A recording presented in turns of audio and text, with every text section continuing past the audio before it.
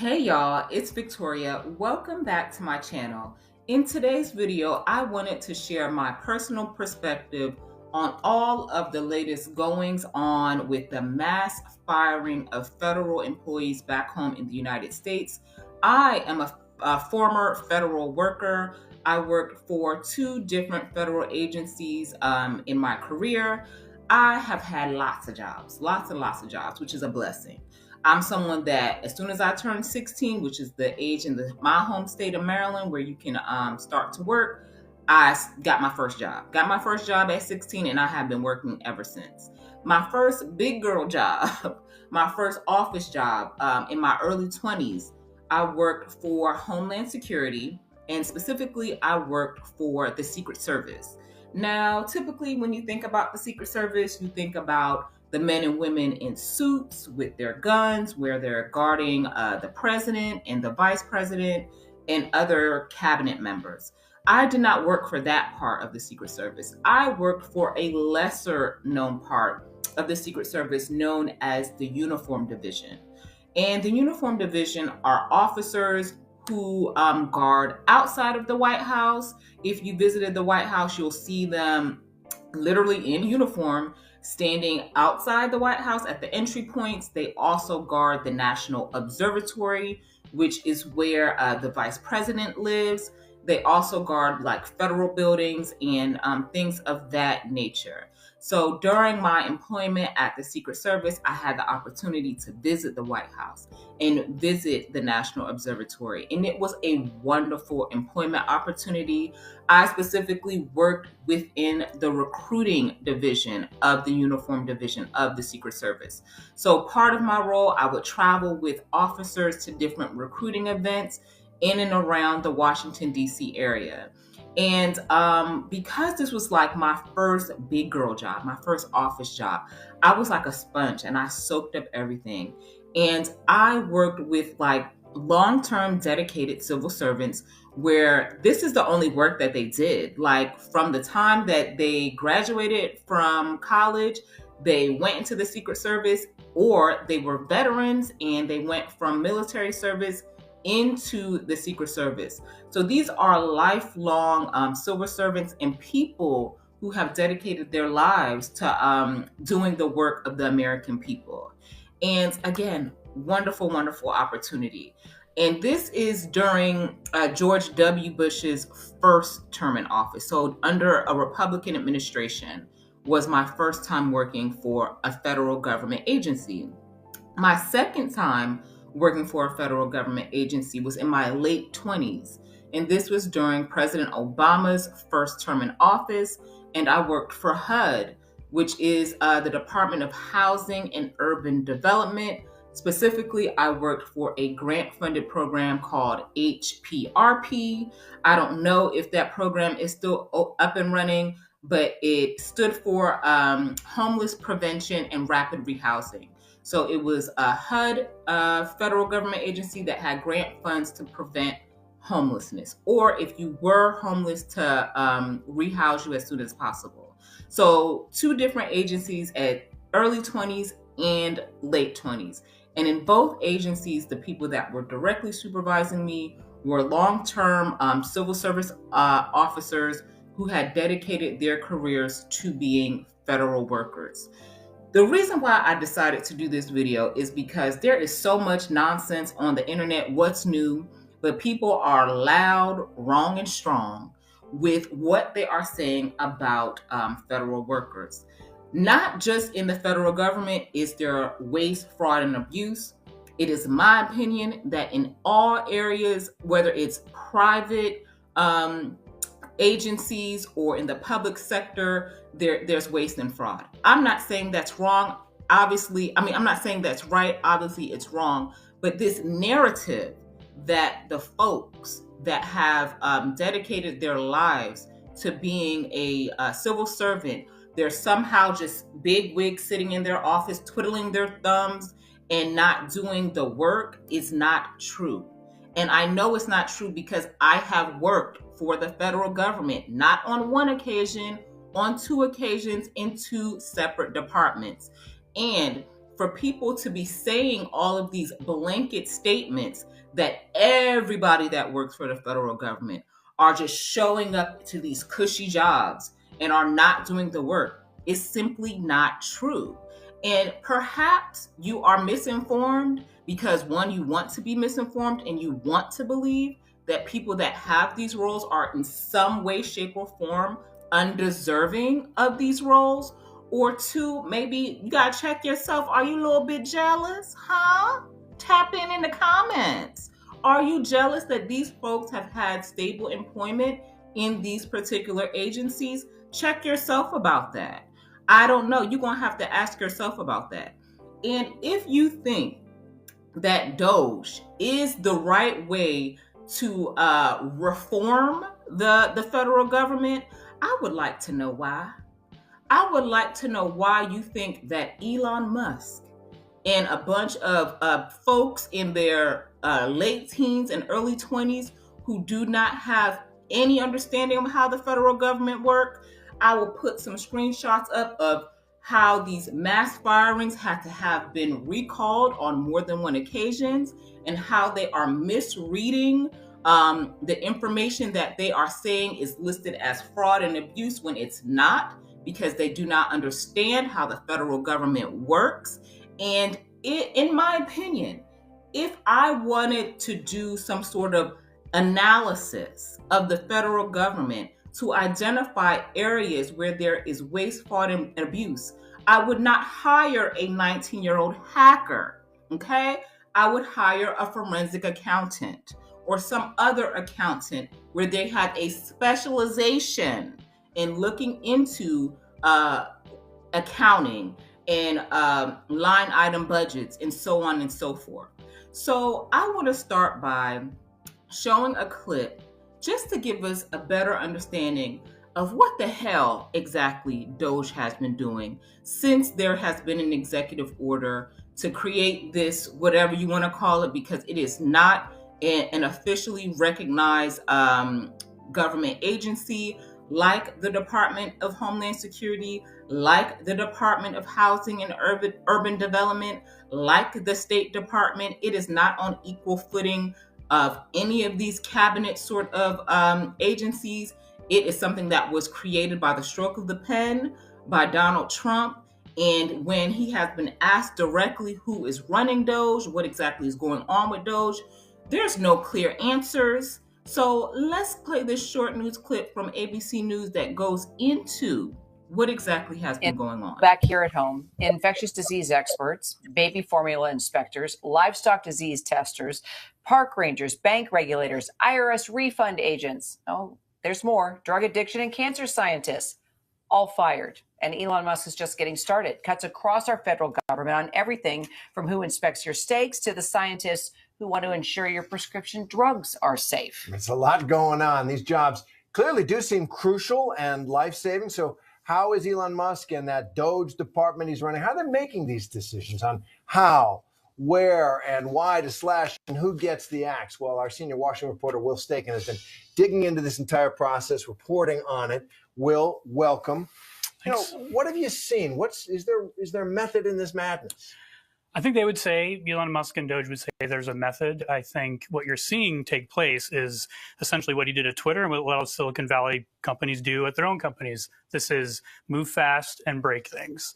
And, the plan right now is to have DOGE in every single agency, at least the ones that they're targeting. And we're hearing that's upwards to 30 is what they're trying to get into.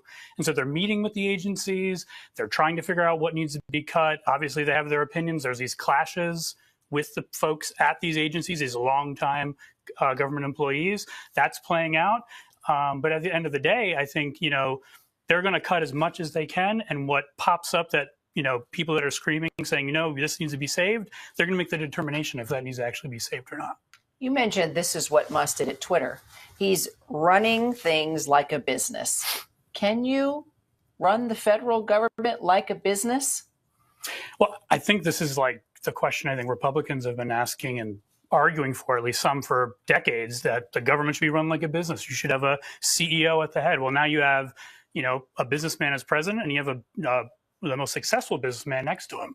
And they are effectively turning the federal agencies into using them like Silicon Valley startups. They're gutting them. And this is exactly what he did at Twitter. At Twitter, he cut 80% of the staff there. And they basically turned the credit cards off at Twitter. And they said, okay, what needs, when they turn the credit cards off, who's asking for help? They went and assessed it and see what needed to be turned back on. And that's apparently saved them a ton of money. And it's still working in such a delightful way. And so I do want to ask about transparency here, right?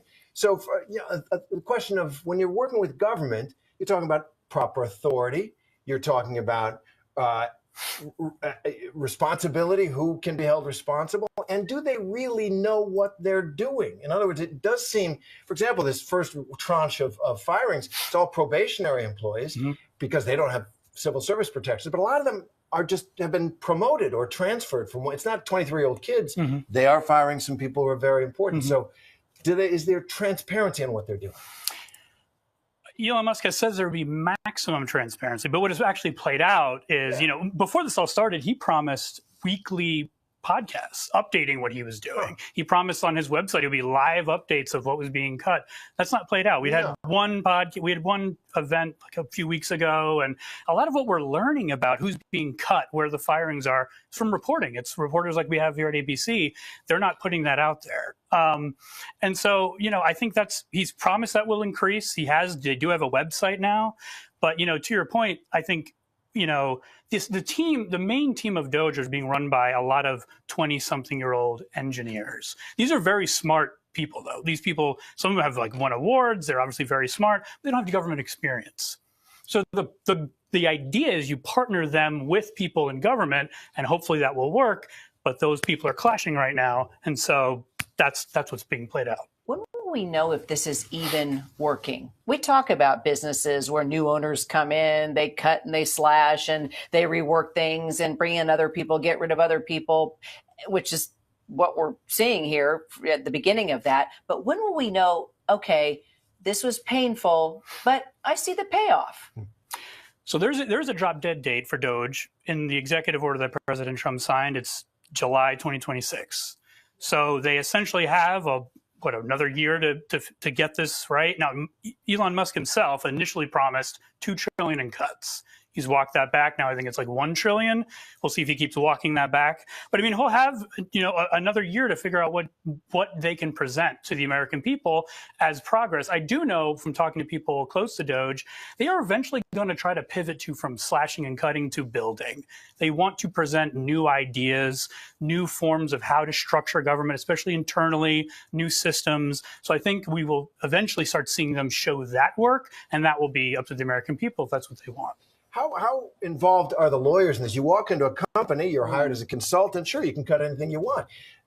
Every office, every position is established by the people's representatives passing laws in Congress. Okay, Elon Musk is, one of the world's richest man, obviously a brilliant businessman and engineer. But does he have the authority? Who's pulling the trigger to actually do all this? Well, the White House is saying he's not even a part of DOGE. I mean, obviously, he's deeply a part of DOGE. He's, they're saying he's a senior advisor. I think they would like to imagine it as there's an advisory role, and DOGE is going into these agencies.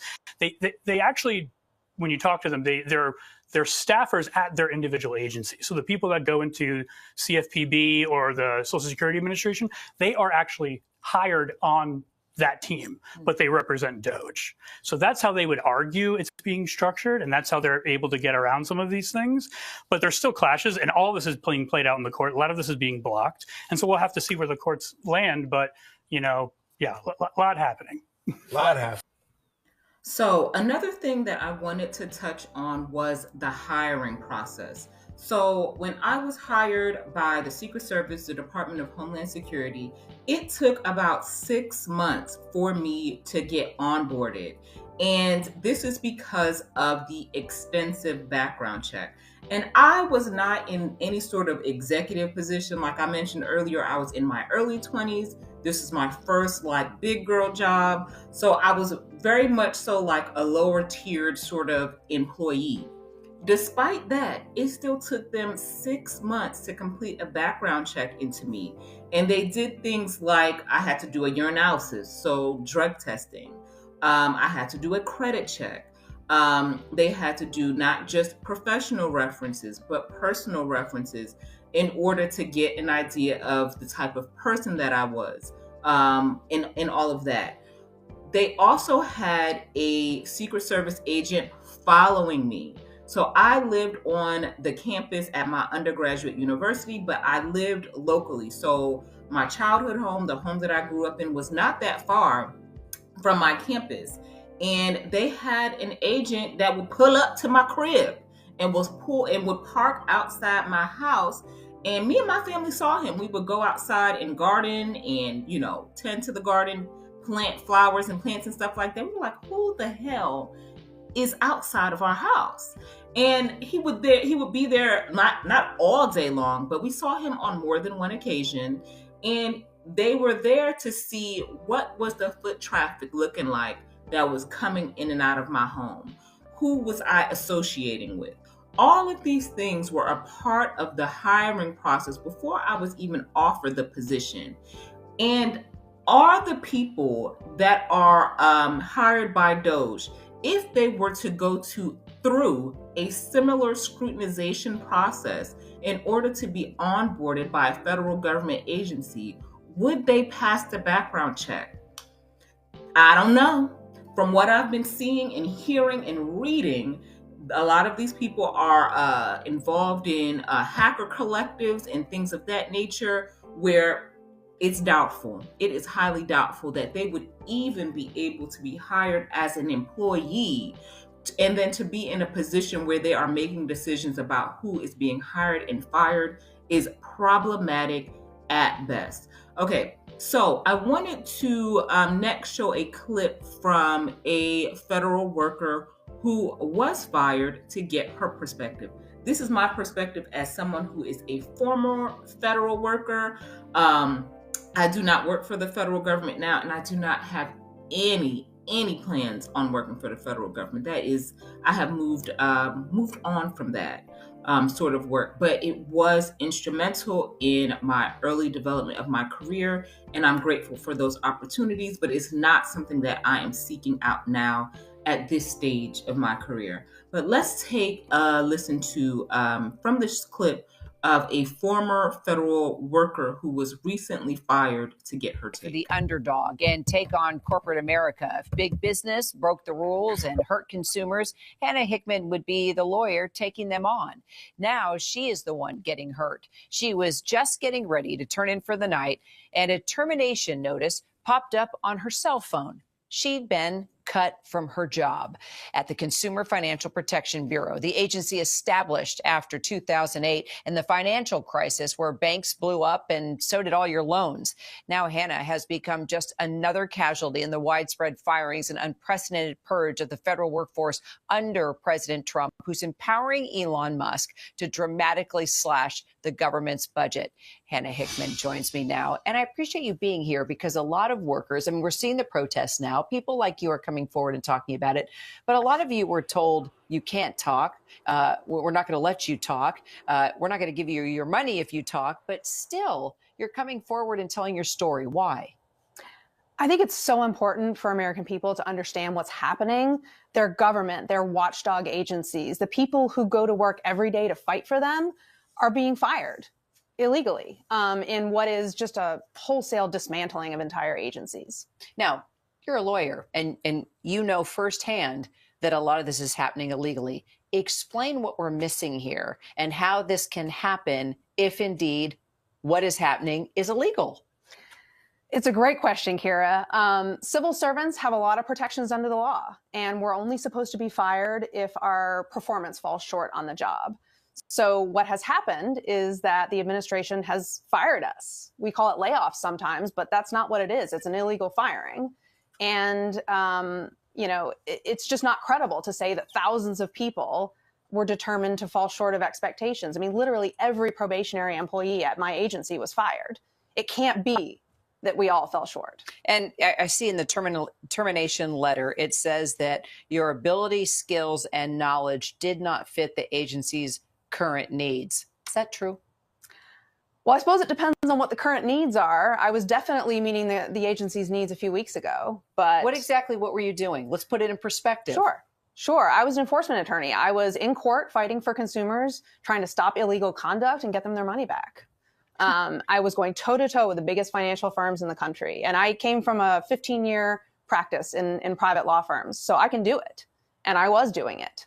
And I think the answer is that the agency's current needs, according to the president, are to stop existing.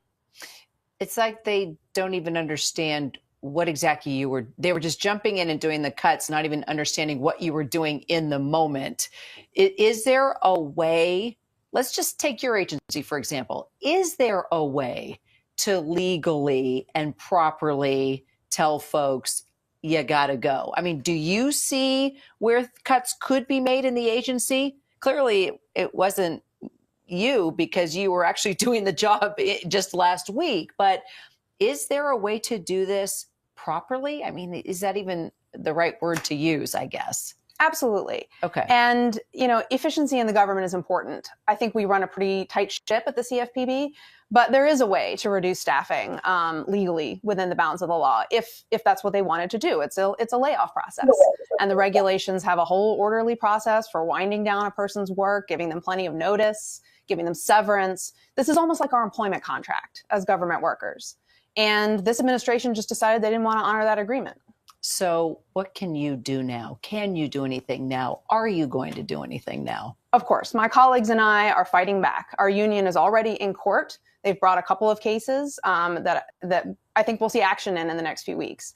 And, all I can say is that Elon Musk and the president picked the wrong bunch of lawyers to mess with.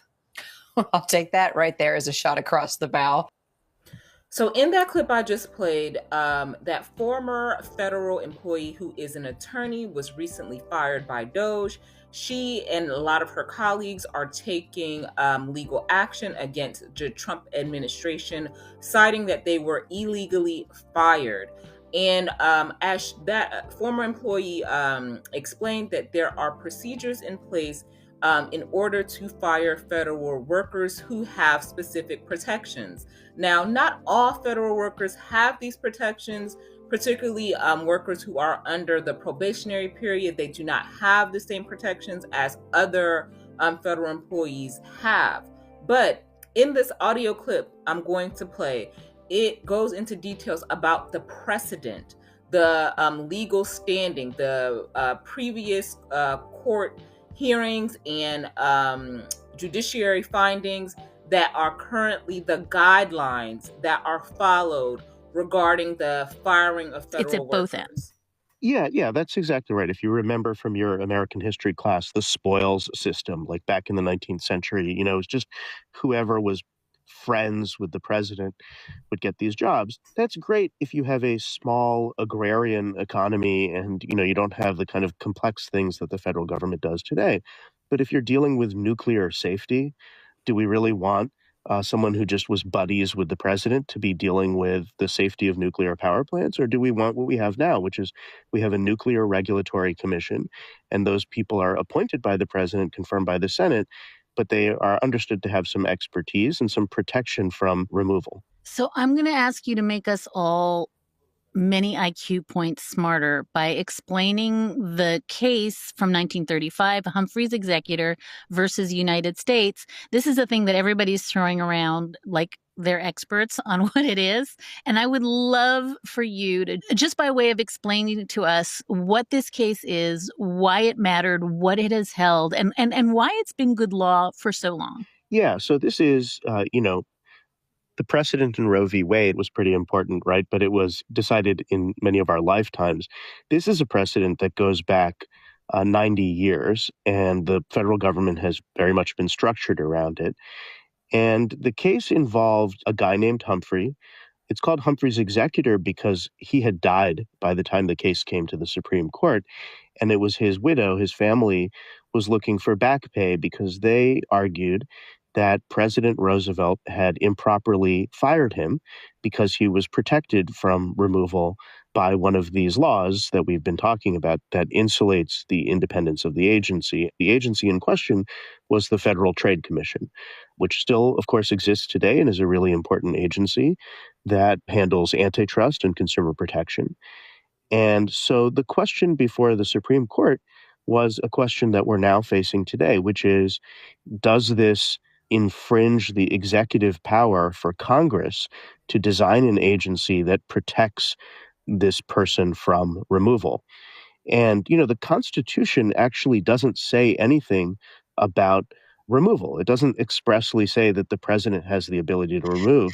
That understanding that the president has some power to remove is itself sort of part of the tradition and understanding that is developed concerning the separation of powers over time. And similarly, what the Supreme Court said in that case, which is that when you have an agency like this that is doing things that are not purely executive, but are quasi-legislative and they're adjudicative, they're deciding cases, when you have a body like that, and it's a multi-member body at least, that this is constitutional. This is an arrangement that is consistent with the Constitution.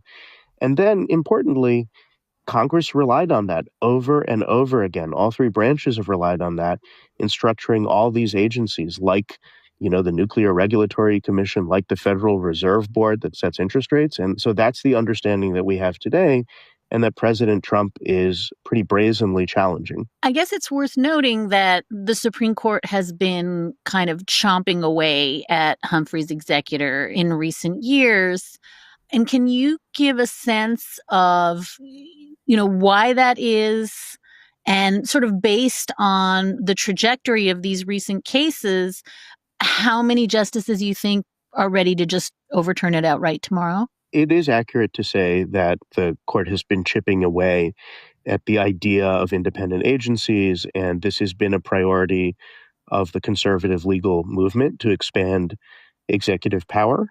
There was an important case involving the Consumer Financial Protection Bureau a few years ago, where the court said basically Humphrey's executor doesn't apply to the CFPB because it's a single director agency.